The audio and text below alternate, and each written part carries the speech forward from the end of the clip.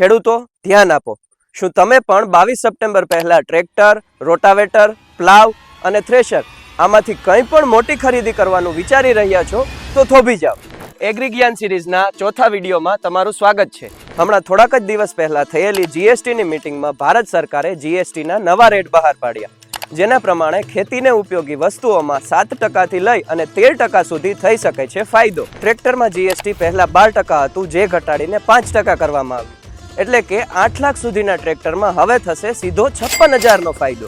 આ જ રીતે ટ્રેક્ટરના ટાયર્સ અને પાર્ટ્સ ઉપર જીએસટી 18%થી ઘટાડી અને 5% કરવામાં આવ્યું. દાંતી, પ્લાવ, રોટાવેટર અને થ્રેશરમાં પણ જીએસટી 12%થી ઘટાડીને 5% કરવામાં આવ્યું. ફુવારા અને ટપક સિંચાઈ પદ્ધતિના સાધનો ઉપર પણ જીએસટી 12%થી ઘટાડી અને 5% સુધી કરવામાં આવ્યું. જીએસટીના આ નવા રેટ 22 સપ્ટેમ્બર પછી લાગુ પડવાના છે. એટલે આ વિડીયોને વધુમાં વધુ ખેડૂત ભાઈઓ સુધી પહોંચાડો.